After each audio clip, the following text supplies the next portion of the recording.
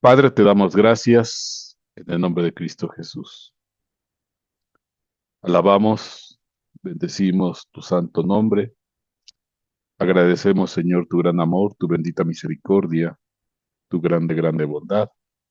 Y pedimos, pues, la dirección a través de tu Espíritu Santo para que todo salga, Señor, de manera correcta y adecuada y que la transmisión fluya en los distintos lugares, países, Padre bendito, que el internet, Señor, pues no tenga problemas, mi Dios bendito, y guíanos, dirígenos en lo que habremos de exponer, para que sea de bendición para todos.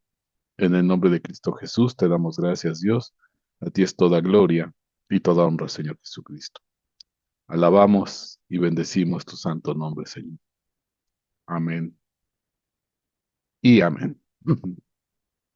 Pues hoy habremos de compartir el tema que, si usted recuerda, eh, le había dicho el miércoles anterior que habríamos de compartir los grupos de poder y pues de alguna manera viene ligado con el tema que compartimos este miércoles pasado, donde hablábamos de la sinagoga de Satanás, los judíos que dicen ser judíos, pero no lo son. Entonces, eh, hoy pues vamos a ahondar todavía más en todo esta temática y lo que vamos a ver son pues distintos grupos de poder en el mundo y pues llegaremos hasta el final, al pináculo, acerca de quién es el que está en la cima del poder en este planeta. Y pues yo de alguna manera lo esquematicé como una especie de escalera. Déjame tomar un poco de agua porque todavía tengo un poco de resequedad en la garganta. Lo especifiqué como si fuera una escalera porque vamos a ir subiendo de nivel hasta llegar a la cima. Y pues vamos a ver un primer escalón, que es el primer grupo de poder, con el cual pues yo creo que pues la gran mayoría de todos pues estamos en contacto a este primer escalón o primer grupo de poder. Y este primer escalón, y fíjese qué irónico, aparentemente en este primer grupo, pues pensamos que es el de más alto nivel. Y estamos hablando de los políticos y los dirigentes del mundo. Estamos hablando de los presidentes de los distintos países, de los distintos lugares, los distintos partidos políticos con sus respectivas cámaras, ya sea diputados, dígase senadores, pues la gente de poder o lo que es la gente de gobierno. Y que desde el punto de vista que pues normalmente nosotros estamos acostumbrados a verlo, pensamos nosotros que esto es el máximo escalafón o nivel al cual puede aspirar una persona que detente poder. Y no es así. En realidad, pues este es el primer escalafón. Ujú. Porque arriba de estos grupos de poder, de este grupo de poder que viene representado por los gobernantes políticos o dirigentes políticos de este planeta, pues hay todavía bastante más niveles, y este es el nivel básico. La Biblia, y específicamente por este nivel, pues la Biblia dice que pues debemos de orar por los gobernantes del mundo. Y bueno, pues dentro de estos gobernantes, pues hay muchos conocidos y famosos. Digo, tan solo aquí en esta foto, pues está Biden, Narendra Modi, Olaf Scholz, Macron, que son pues dentro de sus distintas reuniones. Eh, lo que usted está viendo aquí, pues es una fotografía de la reunión del grupo G20 en el 2019 en Osaka. Y bueno, y en ese tiempo, hace unos 3 años atrás, pues había estos líderes o presidentes entre los que están ahí. Usted puede ver a Donald Trump, puede ver a Vladimir Putin, a Xi Jinping, Angela Merkel, que son de alguna manera pues de los más conocidos. Entonces, pues bueno, son distintos presidentes de ese tiempo, hace 3 años, que bueno, la gran mayoría pues actualmente todavía siguen vigentes, ¿no? El de Arabia, eh, no recuerdo ahorita su nombre, se me fue, pero bueno, son de los distintos líderes o gente de poder. Pero si subimos un nivel más, pues estamos hablando en el siguiente escalón, los organismos internacionales financieros. Ujú. Y que de alguna manera, pues estos organismos financieros internacionales, pues son los que controlan de alguna manera el dinero y las finanzas a nivel mundial. Y bueno, pues dentro de estos, pues hay algunos pues muy famosos o muy conocidos. Por ejemplo, el primero que tenemos aquí es el BCE, que es el Banco de la Comunidad Europea, ujú, que controla todo lo que es el dinero y las finanzas en el caso de la Unión Europea. Está también el Fondo Monetario Internacional, ajá, que es el más grande prestamista a nivel mundial, encargado de prestar pues dinero a las naciones, a los países, pero pues presta dinero, pero con unos intereses altísimos, y pues todos los que de alguna manera caen bajo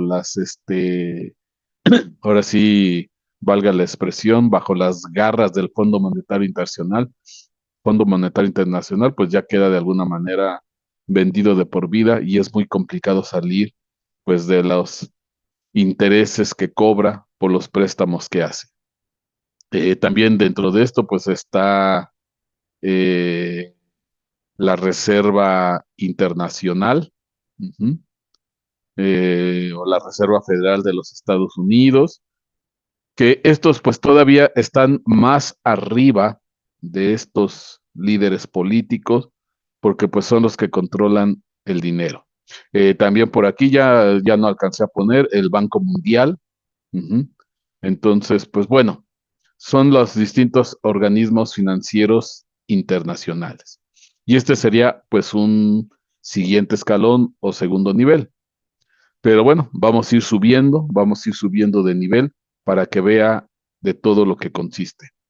Y pues arriba de todos estos, de estos organismos internacionales financieros, pues están, por ejemplo, todas las compañías multinacionales, eh, que son unos compañías que se mueven a nivel mundial.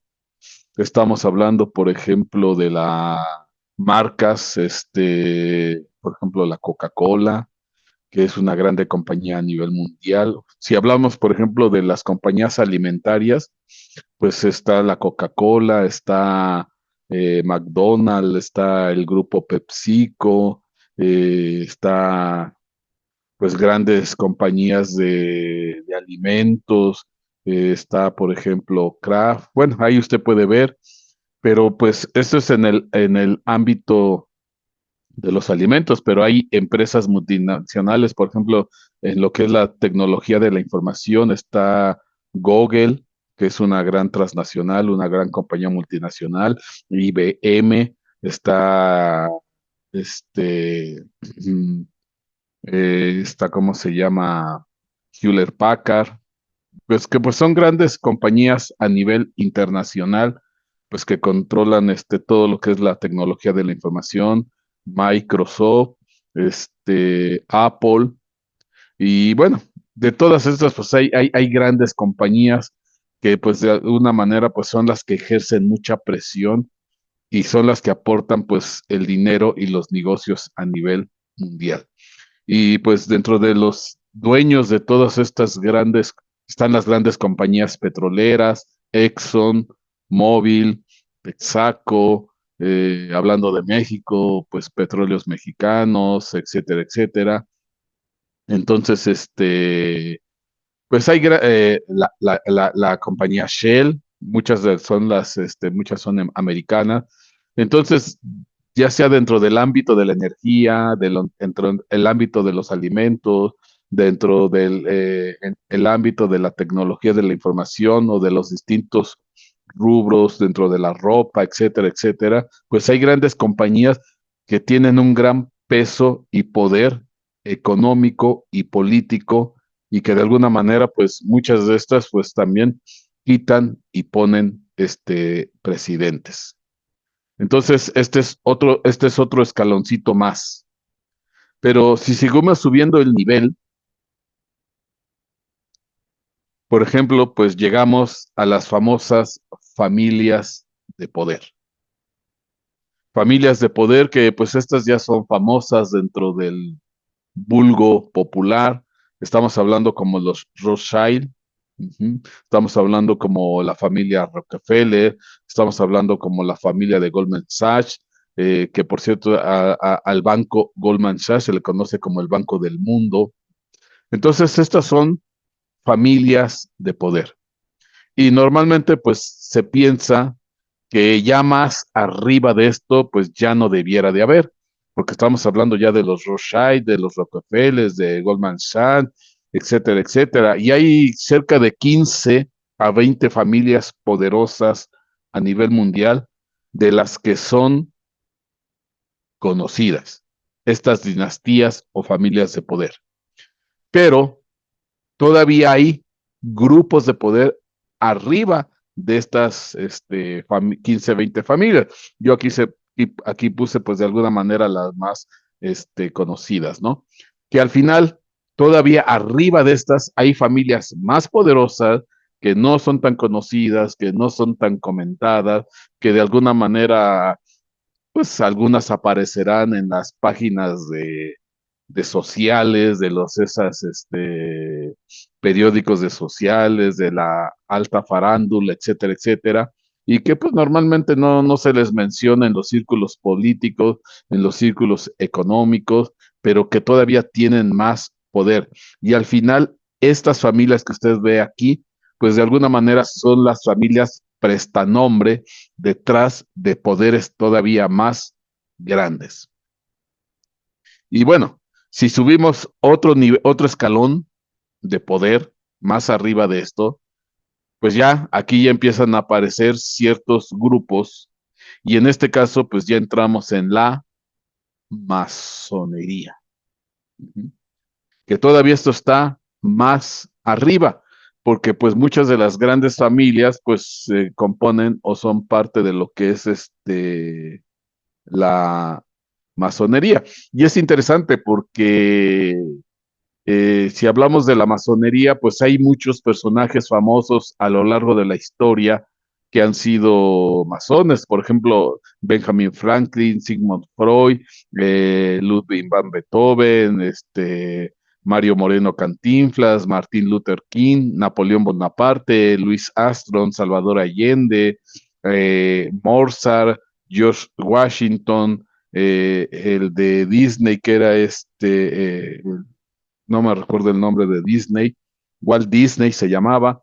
Entonces, pues a lo largo de la historia, grandes personajes dentro de los distintos ámbitos sociales, musicales, culturales, políticos, etcétera, etcétera, espectáculos, pues han sido masones. Ahora, ¿de qué se trata la masonería? Aquí nada más estamos dando los niveles de poder. Cada uno de estos requeriría pues un tema completamente aparte. Entonces nada más es simplemente una breve descripción. En el caso de cuando les hablamos de la masonería, bueno, mire, por ejemplo, aquí están personajes también famosos, eh, por ejemplo, Henry Kissinger, Henry Ford, que fue el que hizo el famoso modelo T, Aleister Crowley, que fue un ocultista, Harry Houdini, ilusionista, Mark Twain fue un escritor muy famoso estadounidense, Winston Churchill fue el primer ministro británico, Simón Bolívar, Voltaire, un gran filósofo, y por ejemplo, en esta lista aquí de la derecha, pues están eh, los presidentes de Estados Unidos, muchos de los que han sido masones. Entonces, gran mayoría de los presidentes de Estados Unidos han sido masones. Washington, André Johnson, William McKinley, Theodore Roosevelt, Franklin Delano Roosevelt, Gerald Ford, Harry Truman, etcétera, etcétera. Si mal no recuerdo, creo que también Barack Obama es masón, etcétera, etcétera. Entonces, pues ha habido grandes personajes. Ahora, ¿de qué trata este, la famosa masonería? Bueno, normalmente la masonería se le conoce como, es una palabra francesa que vamos a decir que una traducción sería albañil, que sería constructor. En la época de la Edad Media, cuando se empezaron a levantar las iglesias de la Edad Media, sobre todo las iglesias góticas que eran, tenían una característica de tratar de levantar muy alto las torres que terminaban en un pináculo, se hicieron gremios de albañiles, gremios de constructores, y se les decía pues masones, albañiles o pues constructores. Ujú. Pero en ese tiempo se hicieron estos gremios de albañilería, de masones, y bueno, se manejaban dos niveles, lo que le llaman la masonería operativa y la masonería especulativa. ¿Cuál es una y cuál es otra? La masonería operativa, pues es la que en su momento hubo de acuerdo a lo que era propiamente la actividad o el oficio de construir grandes monumentos, grandes catedrales, grandes iglesias. Ahora sí que eran los albañiles de a pie dentro de sus distintos grados. Se entiende que manejaban niveles, el aprendiz, el compañero, el maestro, y era lo que se conoce como la masonería operativa, o sea, la gente real de trabajo en una obra de construcción de edificios. Ya cuando les hablo de la masonería especulativa, pues esas características del constructor se aplicaban en la masonería. Hoy en día lo que se maneja ya es una masonería especulativa que tiene que ver con el construir, pues ya no tanto un edificio, un templo, o un monumento, etcétera, etcétera, sino ya se trata de, ya en un contexto más espiritual, por decirlo así, porque se habla de la masonería, lo que trata es de construir a la persona, a la sociedad, de construirse a sí mismo a través, pues, de aprender, pues, ciertas, mensajes, doctrinas, niveles de conocimiento, pues los masones se van autoconstruyendo a través del estudio de distintas ramas de la ciencia o del conocimiento, tanto del área de sociales, áreas políticas, áreas científicas, etcétera, etcétera. Ujú. Y pues normalmente lo que utilizan estos señores, pues es eh, dentro de la masonería, pues manejan pues mucho de lo que es sus símbolos o sus herramientas, que estamos hablando de el compás, el lápiz, el cordón o el cordel para ponerlos,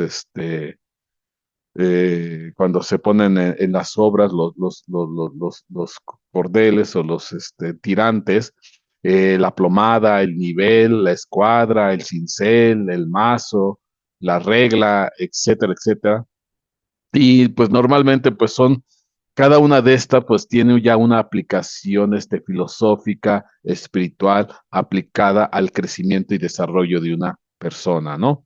Entonces, y de alguna manera extrapolan este tipo de herramientas y ya les dan una aplicación pues ya humanística a la persona.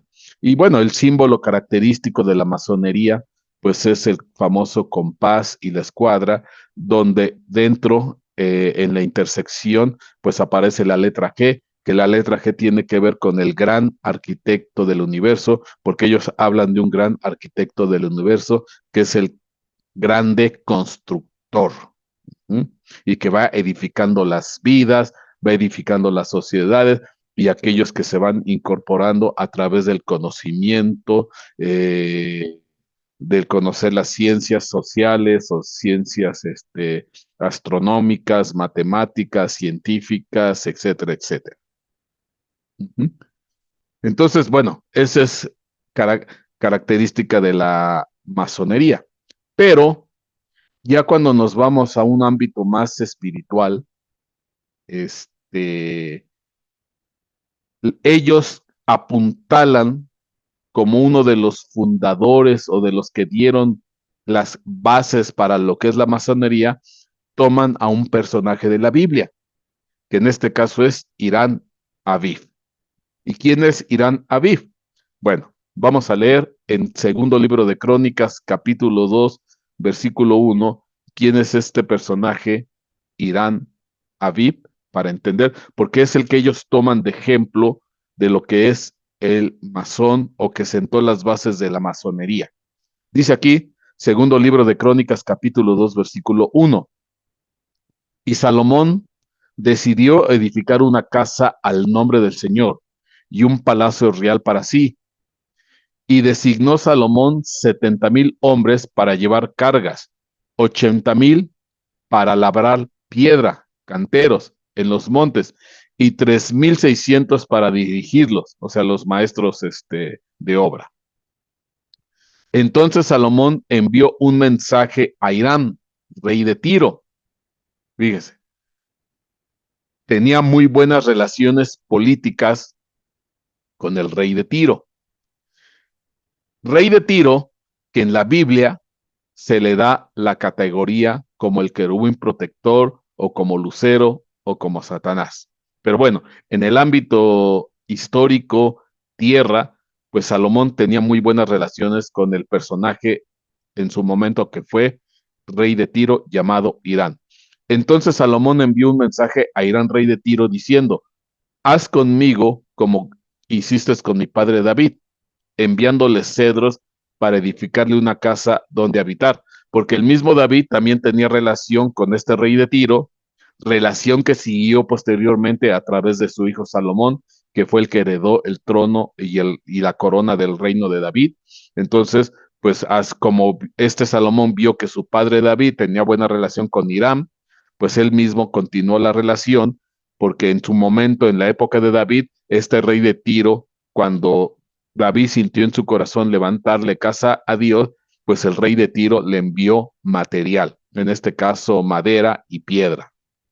Dice aquí, he aquí voy a edificar una casa al nombre de Jehová mi Dios, para consagrársela, para quemar incienso aromático delante de él, para colocar continuamente el pan de la proposición y para ofrecer holocaustos por la mañana y por la tarde, en los días de reposo, en las lunas nuevas y en las fiestas señaladas del Señor nuestro Dios. Esta será ordenanza perpetua para Israel.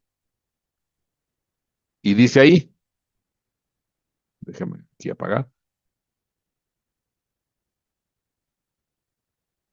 en Segunda de Crónicas 2:5, dice, y la casa que voy a edificar será grande, porque nuestro Dios es grande, más que todos los dioses.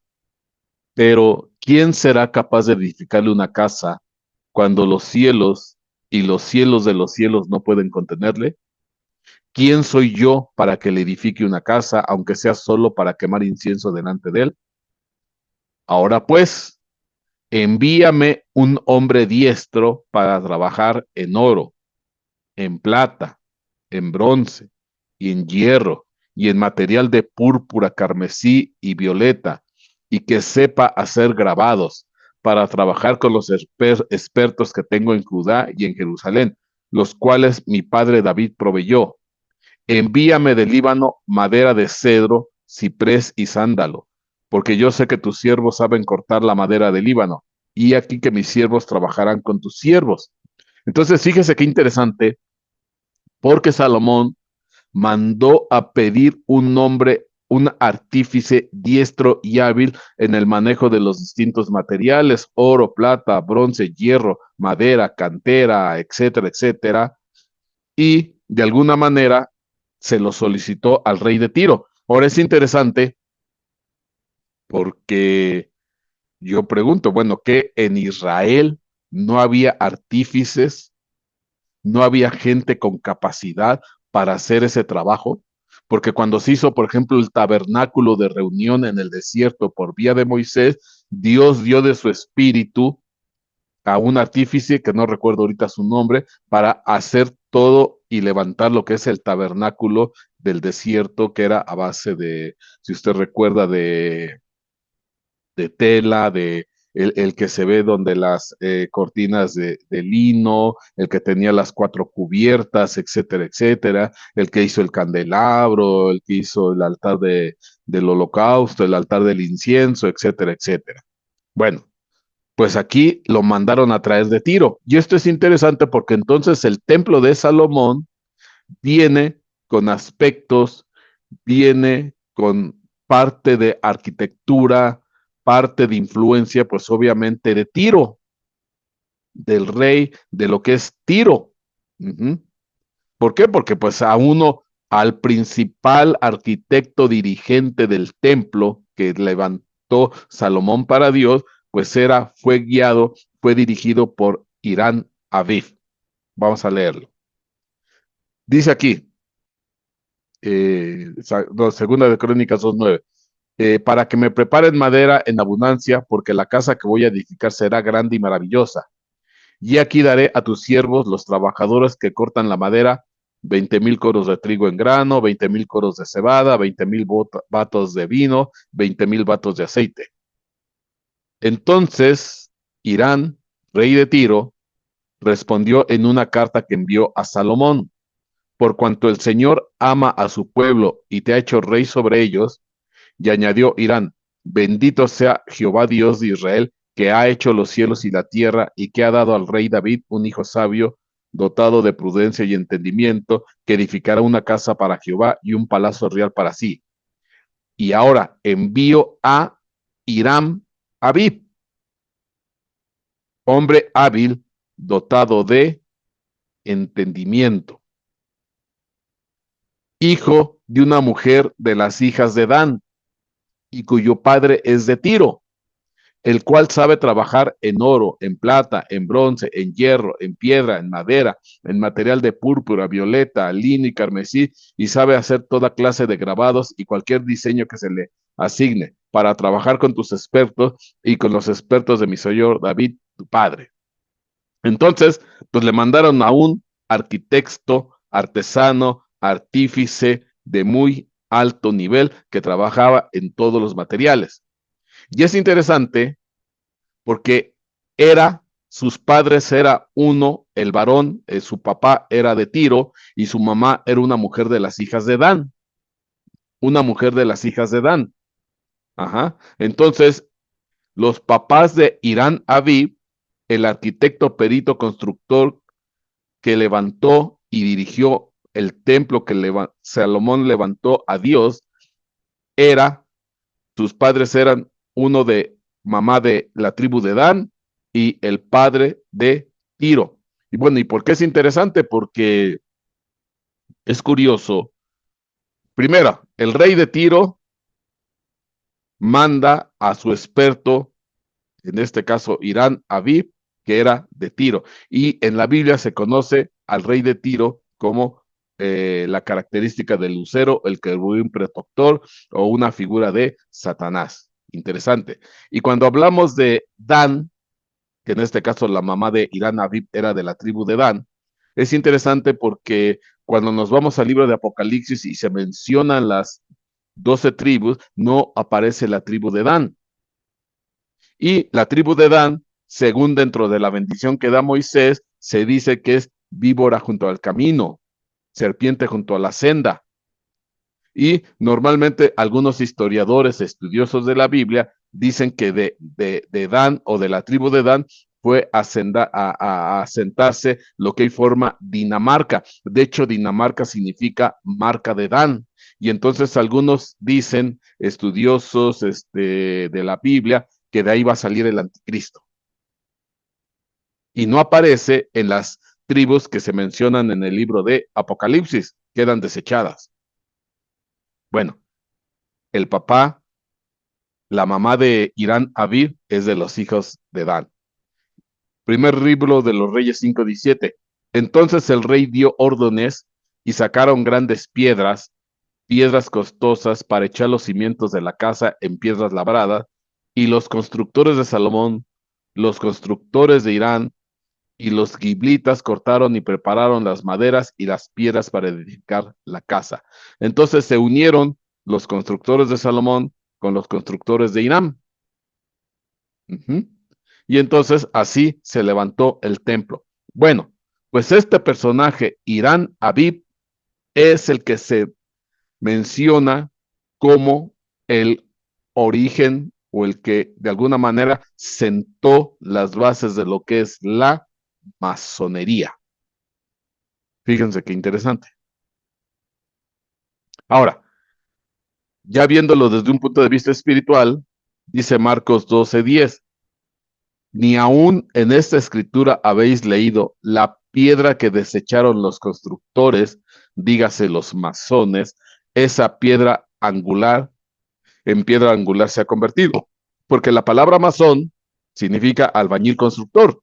Entonces yo puedo decir, ni aún en esta escritura habéis leído la piedra que desecharon los masones, esa en piedra angular se ha convertido. Esto fue hecho de parte del Señor y es maravilloso a nuestros ojos. ¿Y por qué es interesante? Porque pues al final quien dirigió la construcción del templo que Salomón levantó a Dios, pues fueron gente de Tiro, que en este caso es Irán Aviv. Y entonces, por eso es que el templo de Salomón tiene muchas características de Tiro, del rey de Tiro, que son fenicios. Recuerde que el rey de Tiro es de los fenicios. De hecho, las dos columnas que puso Salomón en el templo, Jaquín y Boaz, eran características de los templos fenicios. Bueno, entonces como que ese templo ya venía con ideas de los fenicios, en este caso de Tiro. Ahora, hablando de todo esto, dice Job 1:1, hubo un hombre en la tierra de Uz llamado Job, y era aquel hombre intachable, recto, temeroso de Dios y apartado del mal, y le nacieron 7 hijos y 3 hijas. Su hacienda era de 7,000 ovejas, 3,000 camellos, 500 yuntas de bueyes, 500 asnas y muchísima servidumbre. Y era aquel hombre el más grande de los hijos del oriente. Y yo le he enseñado que cuando habla de que Job era el más grande de los hijos del oriente, la palabra hijo es constructor, la palabra oriente es antigüedad. Entonces era el más grande de los constructores de la antigüedad, porque hay constructores, albañiles, antes de los tiempos, antes de que se creara la tierra, y entre ellas estaba una potestad, una entidad llamada la sabiduría, porque yo estaba con él haciéndolo todo, construyéndolo todo, esa sabiduría, y dentro de esa sabiduría, pues hay otros albañiles, y uno de esos era Job, porque Job era el más grande constructor de la antigüedad. ¿Y por qué digo que Job en su etapa preexistencial? Porque cuando Dios de alguna manera cuestiona a Job, Job 38:2 dice, ¿quién es este que oscurece el consejo con palabras sin conocimiento? Ciña ahora tus lomos como un hombre y yo te preguntaré y tú me instruirás. ¿Dónde estabas tú cuando yo echaba los cimientos de la tierra? Dímelo si tienes inteligencia. ¿Quién puso sus medidas, ya que sabes? ¿O quién extendió sobre ella cordel? Job 38:21 dice, tú lo sabes, porque entonces ya habías nacido y grande es el número de tus días.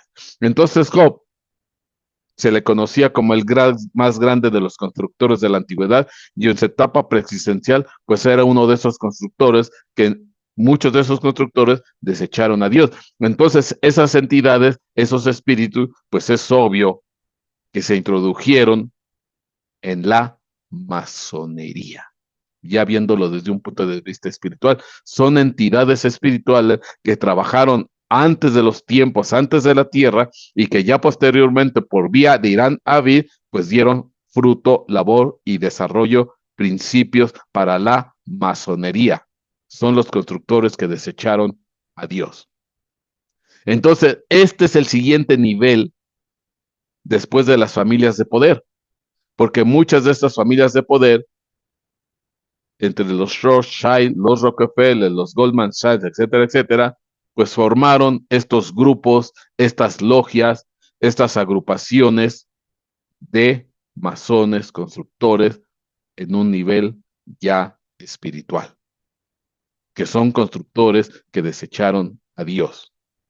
Pero arriba de estos masones hay otro nivel de poder, que son los niveles de pensamiento, son los famosos think tank. Uh-huh. O son los tanques de pensamiento. ¿Qué son estos tic-tan? Dice aquí, los tic-tan son organizaciones o instituciones que se dedican a la investigación, análisis y formulación de políticas en diversos campos, como la política, la economía, la ciencia, la tecnología, el medio ambiente, entre otros. Estas entidades reúnen expertos académicos, investigadores y profesionales para abordar problemas sociales, económicos y políticos y proponer soluciones políticas públicas basadas en las investigaciones y análisis rigurosos. O sea, son los grupos o asociaciones o instituciones que se dedican a pensar, a establecer, a planear todo lo que tiene que ver en distintos ámbitos sociales, tecnológicos, académicos, científicos, económicos. Dice aquí, los TIC-TAN pueden tener diferentes objetivos, desde influir en la toma de decisiones gubernamentales hasta proporcionar asesoramiento estratégico a empresas, a organizaciones gubernamentales o países. Su influencia puede variar dependiendo de la calidad de su investigación y la reputación de sus miembros. Entonces, esta es la parte pensante que está detrás de los gobiernos, de las instituciones. El término TIC-TAN es de origen inglés y se refiere a un centro de pensamiento o institución especializada en investigación y análisis de temas específicos. Estos centros reúnen a expertos académicos profesionales para investigar, analizar y proponer soluciones a problemas complejos en áreas como política, economía, ciencia, tecnología, seguridad, medio ambiente, etcétera, etcétera. TIC-TAN, literalmente traducido al español, sería tanques de pensamiento, o sea, del poder y de la fuerza que tienen de influir en la sociedad y en los distintos ámbitos de la, de la gente y de las personas y de las sociedades. Aunque comúnmente se utiliza el término en su versión original en inglés para referirse a estas instituciones, estas entidades juegan un papel importante al generar ideas, informes y recomendaciones que pueden influir en las políticas gubernamentales, estrategias empresariales y opinión pública. Pues este es otro nivel. Ya subimos otro escalón. Estos son los centros de pensamiento. Y, de, y dentro de estos, pues hay varios. Uno de ellos está el famoso grupo Bilderberg, que en su momento tendríamos que hablar con detalle de este grupo Bilderberg. Está la Comisión Trilateral, el Consejo para las Relaciones Exteriores, el Club de Roma, el Royal Institute International, el Instituto Tavistock. Por ejemplo, el Instituto Tavistock es donde se hace toda la ingeniería social para el control de masas, ajá, para la propaganda. Entonces, y de hecho, por ejemplo, hablando de eso, por ejemplo, los Beatles es un producto del Instituto Tábito. Los Beatles fueron en su momento un grupo que salió de las bases que hizo el Instituto Tábito de Ingeniería Social para controlar las masas. Fue un experimento de ingeniería social y fue tan importante y tan exitoso que en su momento los Beatles controlaron masas, pero detrás de hay toda una ingeniería social y psicológica. Bueno, todos estos son centros de pensamiento. Uh-huh. Entonces, estos son los cerebros que están detrás de. ¿Ah? Y aparejado a estos centros de pensamiento, pues están los famosos servicios secretos. Estos van aparejados a los centros de pensamiento. ¿Qué son los servicios secretos? Bueno, pues lo que normalmente hemos conocido como la CIA, como que la CIA es la Central de Inteligencia, Agencia de Inteligencia Central para Estados Unidos de América, está el MI6, que es la inteligencia militar de la sección CIE, que es, en este caso es para la corona británica, y está el Mossad, que es para Israel. Y bueno, y estos son los famosos servicios secretos. En su momento, por ejemplo, si hablamos de Rusia, estaba la KGB, pero la KGB se deshizo después el derrumbamiento del muro. Entonces ya como que la KGB ya pasó a un segundo término. Hoy ya no recuerdo cuál fue la institución que siguió a la KGB en Rusia. Tiene otro nombre, pero pues ya no tiene la fama que en su tiempo tenía la KGB. Pero actualmente están muy vigentes la CIA, el MI6 y el Mossad, que es para Estados Unidos, para el Imperio Británico y para el Mossad, que es Israel.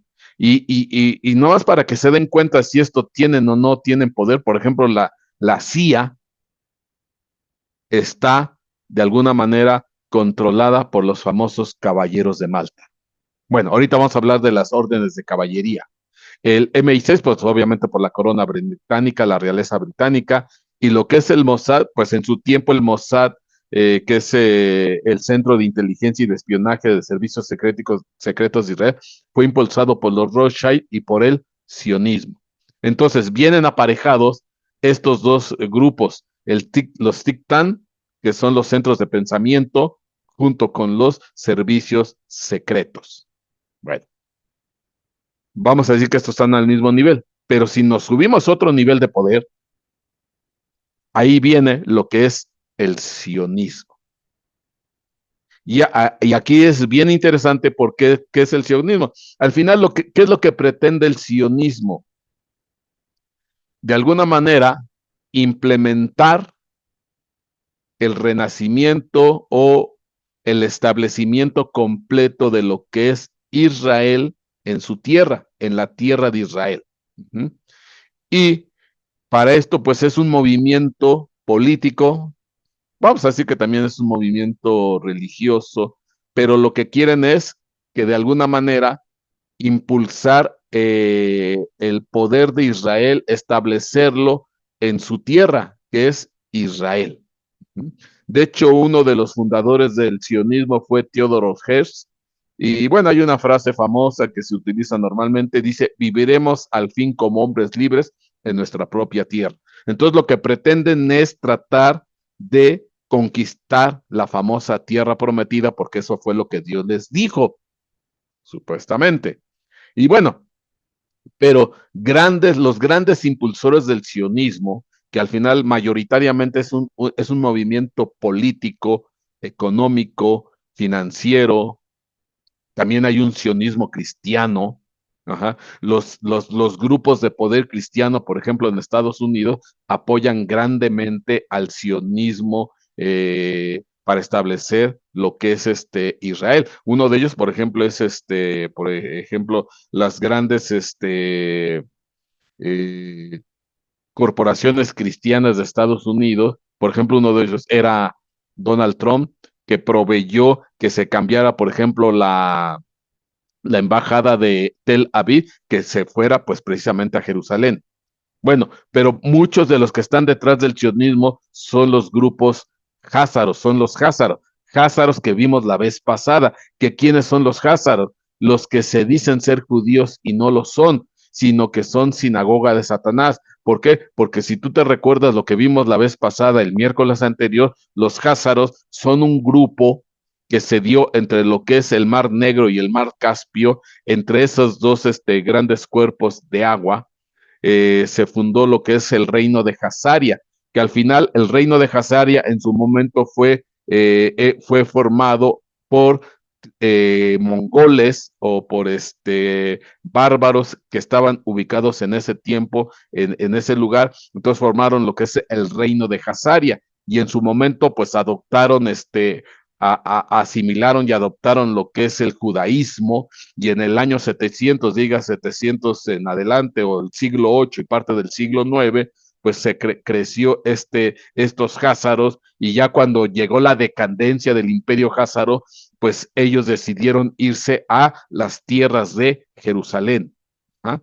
Las tierras que en ese momento pues estaban ya de alguna manera mayormente deshabitadas, y entonces resulta ser que pues parte de la población y de los dirigentes actuales de Israel vienen de los házaros. Bueno, pues las familias házaras, aunque no sean propiamente judías, son muchas de las que apoyan el famoso sionismo, tratar de imponer, de implementar el control de Israel sobre lo que es antiguamente era Palestina o la tierra de Israel, pero de ahí establecerse hacia otros niveles, hablando ya en términos económicos, políticos, financieros, porque los judíos pues tienen gran control en otros niveles, porque unos házaros se fueron, por ejemplo, a la tierra de Israel, pero otros se fueron a meter entre lo que es las cortes europeas.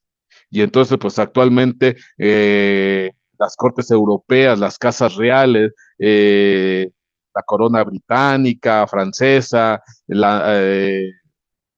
por ejemplo, hablando de Inglaterra, los que están bajo la Casa Real, en su momento Isabel y actualmente su hijo, porque Carlos, pues vienen todos esos son házaros, y las grandes familias, los Rothschild, los Rockefeller, que muchos son judíos, y otros grandes personajes, y otros que ni siquiera son judíos o son házaros porque no son de genética, de sangre judía, ahora sí, pues son los que apoyaron mucho o apoyan mucho el famoso sionismo. Y de ahí pues vimos varios libros, Arthur Koestler, Shlomo Shan, hay otro que se llama Benjamin Friedman, que hablan de la historia de estos házaros, de estos judíos falsos, pero que están metidos apoyando el sionismo y las casas de poder y los altos niveles de gobierno en el pueblo, en el país de Israel. Bueno, aparejado con el sionismo, aparejado con el sionismo, pues ahora sí, están las órdenes de caballería. Y por ejemplo, aquí tendríamos que hablar de los famosos caballeros de Malta, que de alguna manera los caballeros de Malta son la milicia del Papa. Y estos tienen en su origen en los templarios. Uh-huh. Bueno, nada más para que te des una idea, porque tú vas a decir, bueno, es que pues, los caballeros de Malta, pues, ¿será que en sus casas los conocen? Porque pues, yo no los conozco. La gente normal, el ciudadano de a pie, pues difícilmente sabrá algo de los caballeros de Malta. Es más fácil hablar de un Rockefeller, es más fácil hablar de un Rothschild, pero caballeros de Malta, pues se me hace como que son unos grupitos. Bueno, nomás para darte una idea, cuando fue el asesinato de Kennedy, eh, el director de la CIA era un caballero de Malta, el director del FBI era un caballero de Malta, y muchos de los personajes involucrados a nivel político y de gobierno y del FBI eran caballeros de Malta. Entonces, los que están detrás del asesinato de Kennedy son los caballeros de Malta, que actualmente pues son la milicia, se le conoce como la milicia del Papa o del Vaticano. Y todo esto viene pues desde los templarios, que ¿qué eran los templarios? Los que querían conquistar los lugares sagrados, la Tierra Santa, y que son los que de alguna manera propiciaron o movieron lo que son las famosas cruzadas. Bueno, tendríamos que hablar a detalle de lo que son los templarios, los caballeros de Malta, y dentro de estas órdenes de caballería, porque hay un montón, hay una que es, tal vez no es muy conocida, ni es, aparentemente es muy famosa, pero es la que más dentro del nivel, por ejemplo, hablando de la Inglaterra, es la más noble, es la cúspide de todas las órdenes, que es la orden de la carretera. Bueno, estas son órdenes de caballería, pero si te lo describo de la manera bíblica, vamos a ver qué dice la Biblia. Jeremías 5:7. ¿Por qué he de perdonarte por esto? Tus hijos me han abandonado y han jurado por lo que no es Dios. Cuando los sacié cometieron adulterio y fueron en tropel a las casas de las rameras. Eran caballos cebados y fogosos, cada cual relinchando tras la mujer de su prójimo. Salmo 32:9. No seas como el caballo o como el mulo que no tiene entendimiento, cuyos arreos incluyen brida y freno para sujetarlos, pero si no, no se acercan a ti. Entonces, dentro de la Biblia, los caballos representan las pasiones de la carne. Y de hecho, lo que abre los sellos, los primeros 4 sellos, son el caballo blanco, el caballo rojo, el caballo negro, el caballo amarillo, etcétera, etcétera. Entonces representa las pasiones de la carne. Y es interesante porque hay una gran minoría porque se entiende que las órdenes de caballería pues son órdenes que tienen que promover la lealtad, la pureza, los actos nobles, el ser un caballero, la protección de la gente, de la corona, etcétera, etcétera. Pero de acuerdo a la Biblia, pues son pasiones de la carne, las pasiones. Entonces son las órdenes de la caballería. Pero dentro de estas, la de más alta alcurnia, por así, la elite de las órdenes de caballería es la famosa orden de la jarretera, que aquí está. ¿Qué es una jarretera? Es una liga que se pone en las medias de las mujeres en la época antigua. Esa es una carretera, es la liga que se pone. Por ejemplo, cuando tú vas a alguna boda, normalmente ¿qué es lo que se tiene por costumbre en algunos lados? Aventar la liga de la media de la que se va a casar. Esa es una carretera. Y tú dirás, bueno, ¿y qué tiene que ver una liga de una mujer, una prenda femenina, con la orden de la carretera? Bueno, no más para que veas, porque aquí ya vamos a empezar a entrar en el ámbito espiritual. Dice aquí, voy a leer.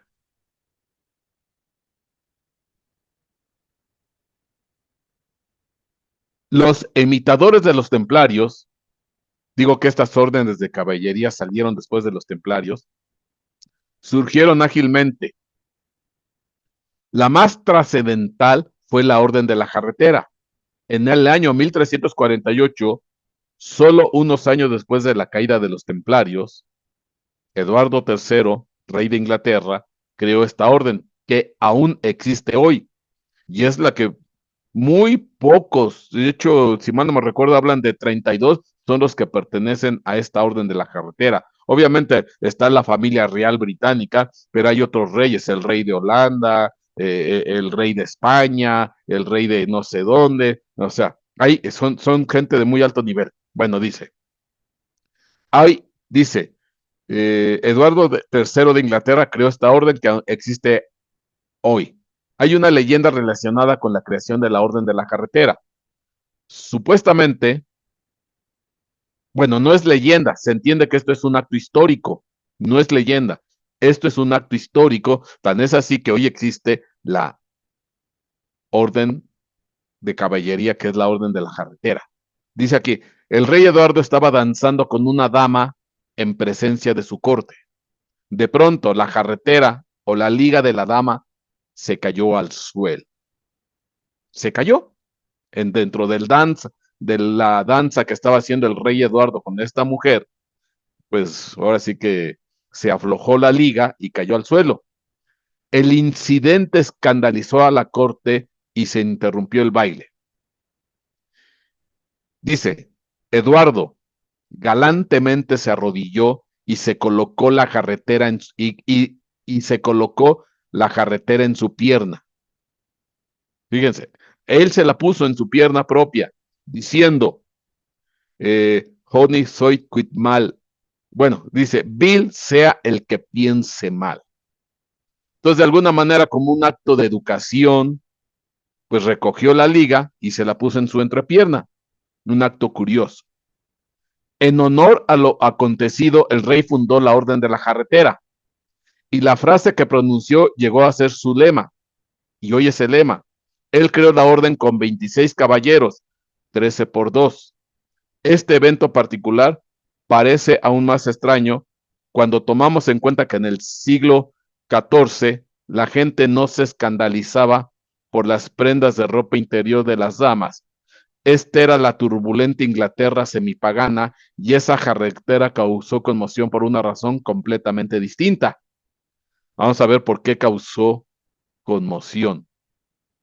Dice, la jarretera era y aún es el símbolo de una bruja suma sacerdotisa. Cuando una suma sacerdotisa llega a ser una bruja reina, es decir, cuando su reunión forma una agrupación hija con su propia sacerdotisa, obtiene una hebilla de plata en forma de luna creciente que coloca en su jarretera o en su liga. O sea, había reuniones de brujas y normalmente esas reuniones estaban formadas por 13 personas, lideradas, en este caso, por la bruja sacerdotisa.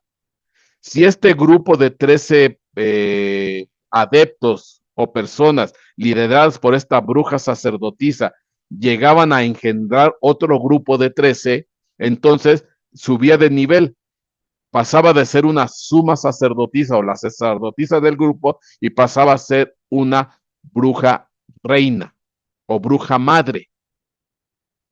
Por cada agrupación que forme, después le añaden una nueva villa. Entonces, si ya formaba otro grupo, o sea, de ese grupo de 13, se desprendía otro grupo de 13, entonces en su liga le iban añadiendo una hebilla de plata.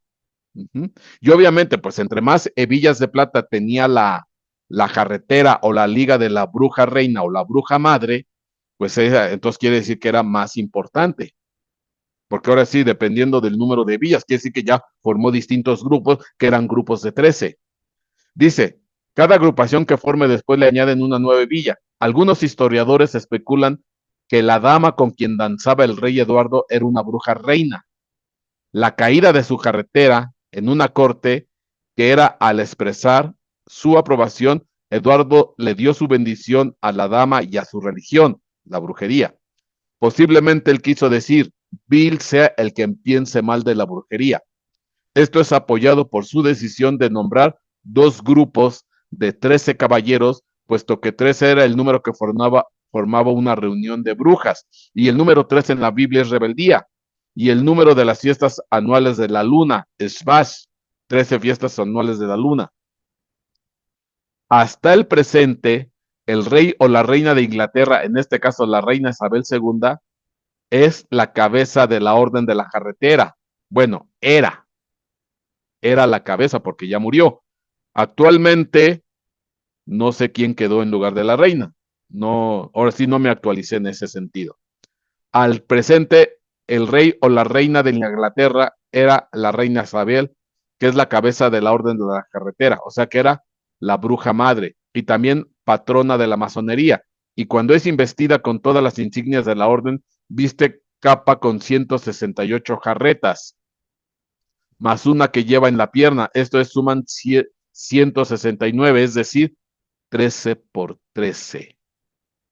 La reina de Inglaterra pudiera ser la bruja reina más grande. Entonces, fíjese cómo pues está las órdenes de la caballería y y quien controla todo esto, pues es la bruja madre. Entonces, ya esto ya se va mezclando ya cuestiones esotéricas, místicas, de brujería, de hechicería. Uh-huh. Y entonces, pues estas es las órdenes de la caballería que van aparejadas con el sionismo. Bueno, sigue el nivel, seguimos creciendo de nivel. Ya más arriba de todo esto, pues vienen los famosos jesuitas y el Vaticano. Y bueno, aquí hablar del Vaticano y de los jesuitas, pues bueno, sería hablar muy largo y tendido de todo esto. Nada más para dar algo rápido, porque esto pues es nada más es muy extensivo. Quienes controlan el Vaticano son los jesuitas, son los que tomaron el control del Vaticano. Ajá. Son los famosos jesuitas. Uh-huh. Por ejemplo, dice Apocalipsis 17:4, y la mujer estaba vestida de púrpura y escarlata, y adornada de oro, de piedras preciosas y de perlas, y tenía en la mano un cáliz de oro llena de las abominaciones de la inmundicia de su fornicación. Apocalipsis 17:4. Pero dice que esta mujer,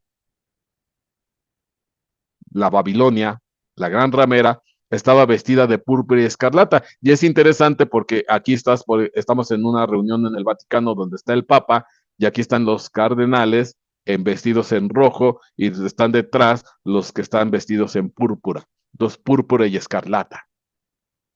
Ese es el Vaticano.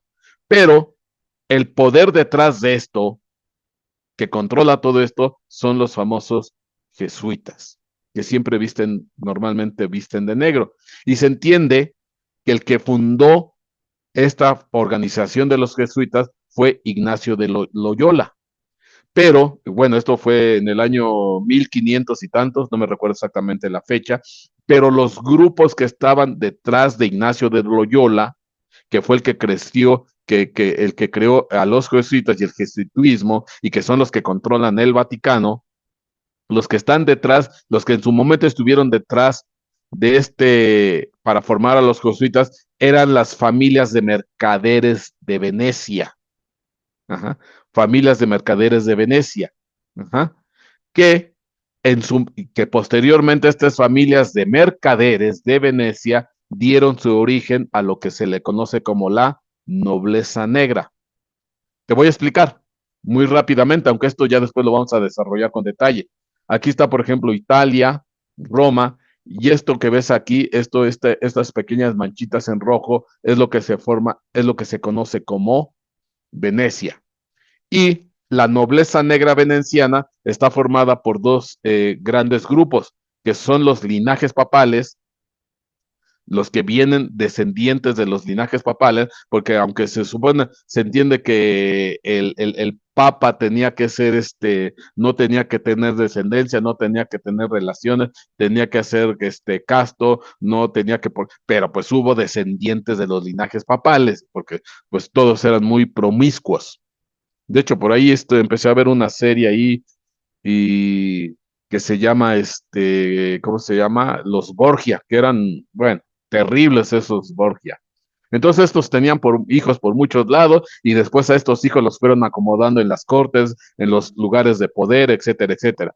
Pero estos papas vienen desde Ptolomeo, de los tolemaicos, ajá, que son los que en su momento, los de Ptolomeo, fueron los que cuando Alejandro Magno conquistó, ¿cómo se llama? A Roma, y entonces de ahí, digo, los estos faraones, eh, Alejandro Roma conquistó Egipto, y entonces de ahí salieron los Ptolomeos, que son los faraones romanos que estaban bajo control de Egipto, y ya de estos Ptolomeos después posteriormente salieron los papas.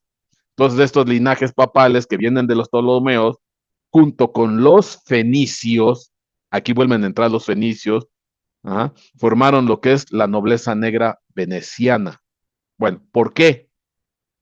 Bueno, aquí te digo, aquí está Venecia, en la parte de arriba de Roma, que da a la costa, bueno, al mar. Bueno, en su tiempo, los fenicios Si quieres, aquí lo ves en grande. Aquí están los fenicios. Aquí está. Es Tiro, Gaza, Biblos. Aquí lo vemos más grande. Sidón, Tiro, Trípoli, Baalbek, etcétera, etcétera. Aquí está, en verde, es territorio fenicio. Ellos eran grandes, comerciantes marítimos, y entonces fueron comerciantes, fíjate, aquí están todas las rutas marítimas, y comerciaban con todo el Mediterráneo. Y establecieron territorios en lo que es la parte de África, y establecieron rutas comerciales con Europa. Aquí lo ves, estos grandes comerciantes fenicios que vienen de Tiro. Porque ahí en Tiro estaba el centro, el principal templo de adoración a Melcar, que Melcar es otra forma de Baal.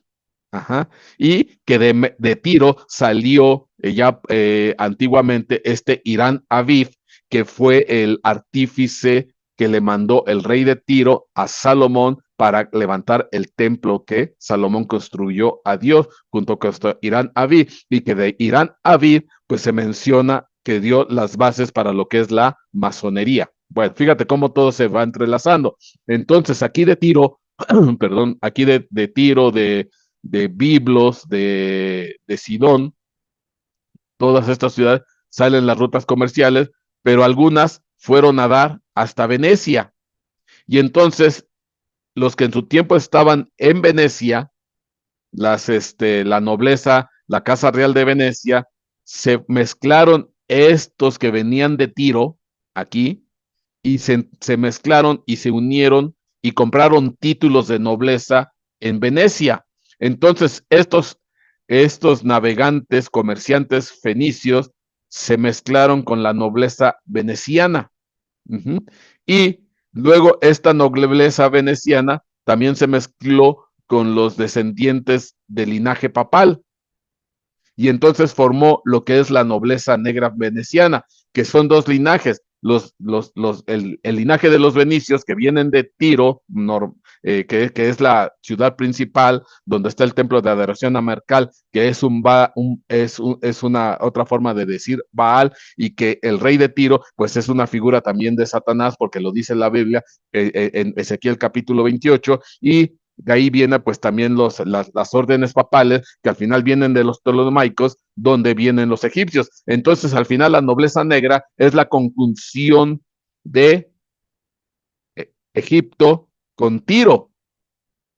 Egipto con Tiro. Fíjate qué interesante, ¿no? Porque si mal no me recuerdo, en la Biblia, al faraón rey de Egipto, y a quién más otro era, bueno, y aparte, Tiro y Sidón tiene su origen en Babilonia. Los de Tiro y Sidón, si nos vamos atrás, más atrás, tiene su origen en Babilonia. ¿Y por qué? Entonces, al final, Tiro, Sidón o los fenicios que tienen su origen en Babilonia, los que están más atrás hacia en la historia, pues son entonces Babilonia, y entonces se mezcla nobleza negra veneciana, si nos vamos atrás en sus ancestros, es los descendientes de Babilonia con los descendientes de la cultura egipcia, dígase Ptolomeo. Entonces se junta Egipto con Babilonia. Y es interesante porque en la Biblia, a Faraón se le dice dragón, al faraón, y al rey de Babilonia también se le dice dragón. Fíjate qué interesante. Y esos forman la nobleza negra veneciana, los descendientes de Babilonia y los descendientes de Egipto. Fíjate qué tremendo. Y entonces forman la nobleza negra veneciana. Y al final esa nobleza negra veneciana se esparció por toda Europa, junto también con y se mezclaron aquí también. Mucho de la nobleza negra quedó también mezclada con los famosos házaros, los judíos que no son judíos, sino que son sinagoga de Satanás, porque se mezclaron en las casas reales estas familias házaras que dan apoyo al sionismo. O sea, todo bien, va entreverado. Y qué interesante, porque al final, pues son los que están en la cúspide. Ajá, son los que están en la cúspide. y que al final son comerciantes. Y fíjate qué curioso, porque si nos vamos a Apocalipsis capítulo 18, los que se lamentan por la caída de Babilonia, pues son precisamente los comerciantes. Apocalipsis 18:3, o los mercaderes. Dice Apocalipsis 18:3, porque todas las gentes han bebido del fino del furor de su fornicación, y los reyes de la tierra han fornicado con ella, y los mercaderes, comerciantes de la tierra, se han enriquecido de la potencia de sus deleites. 18:11, Apocalipsis, y los mercaderes de la tierra lloran y se lamentan sobre ella, porque ninguno compra más sus mercaderías. 18:12, mercadería de oro, plata, piedra preciosa, margaritas, de lino fino, escarlata, seda, grana, toda madera de olorosa, vasos de madera preciosa, cobre, hierro, mármol. Qué interesante, porque el Irán Aviv era experto en todos estos materiales, en oro, plata, piedra preciosa, madera, grabado, tallado, etcétera, etcétera, y que el Irán Aviv sentó las bases de la masonería. Apocalipsis 18:15, los mercaderes de estas cosas que se han enriquecido se pondrán lejos de ellas por el temor de su tormento, llorando y lamentando. Y Apocalipsis 18:23, y luz de antorcha no alumbra más en ti, y voz de esposo ni de esposa no será más en ti oída, hablando de Babilonia, porque tus mercaderes eran los magnates de la tierra, porque en tus hechicerías todas las gentes han errado. Y entonces una mezcla, al final, esta nobleza negra es la que está en el pináculo. Y de ahí tendremos que dar un especial, porque son familias aparentemente pues no muy conocidas, no muy famosas, como un Rothschild, como un Rockefeller, pero estas tienen todavía más poder, porque al final los Rothschild y los Rockefeller pues simplemente son los prestanombres o los testaferros o prestanombres de estas familias de poder, y muchas de estas familias de nobleza negra, eh, ahorita no recuerdo los nombres, no se me olvidaron los apellidos, pero muchas de ellas controlan el Vaticano, controlan el Pentágono, etcétera, etcétera. Entonces son las que verdaderamente tienen el poder, pero estas nada más se dejan ver en las páginas de sociales, de lágrimas y corazón, que mucha gente compra. ¿Por qué? Porque de alguna manera quieren disfrazar su, su condición y se mezclan con la farándula simplemente para no poner los ojos sobre ella. Pero estos son los que están detrás de todo esto. Y bueno, y al final, ¿quién está arriba? ¿Quién es el siguiente escalón?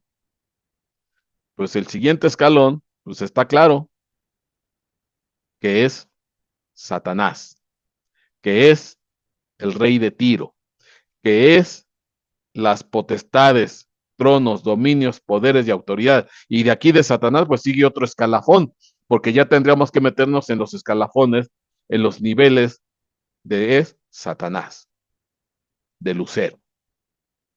Recuerda lo que dice la Biblia y lo que le dijo Satanás a Dios.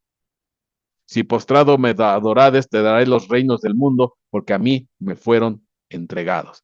Y al final vimos cómo concuerda, porque la nobleza negra, pues, se formó por los fenicios de Tiro, de Sidón, ajá, que se les menciona en la Biblia como el rey de Tiro, y que al final vienen de Babilonia y se mezclaron con el linaje papal, que el linaje papal viene de los Ptolomeos y los Ptolomeos viene de los egipcios. Entonces se mezcla Egipto con Babilonia y al final pues y que son los que se mencionan en la Biblia y se les dice dragón. Entonces al final el que está arriba detrás de todo esto es el dragón, la bestia, Satanás, etcétera, etcétera. El lucero, en su versión hermosa o en su versión de demonio o de bestia. Este es lo que está detrás de todos estos grupos de poder. Entonces, fíjate cómo nos fuimos. Si hago un resumen así rapidísimo, primer escalón, políticos y dirigentes del mundo. Segundo escalón, organismos financieros internacionales. Tercer escalón son las compañías multinacionales. Cuarto escalón son las familias de poder famosas. Rothschild, Goldman Sachs y Rockefeller. Quinto escalón es todo lo que tiene que ver con la masonería. Sexto escalón, los think tank, que son los grupos de pensamiento o poder, a la par de los servicios secretos, que es CIA, MI6 y Mossad, para Estados Unidos, Corona Británica y Rothschild. Séptimo escalón es el sionismo, que va aparejado de las órdenes de caballería. Octavo escalón es los jesuitas juntamente con el Vaticano. Siguiente escalón es la nobleza negra veneciana, que está formada por dos linajes, que son los papales y los fenicios. Y el último escalón, pues ya es la nobleza negra veneciana, y ya el que remata todo esto, pues es Satanás. Y de aquí seguiría otro escalafón, que ya son los niveles a nivel de Satanás. ¿Quiénes son los niveles que se manejan aquí? Pero bueno, ese sería otro tema. Amén y amén.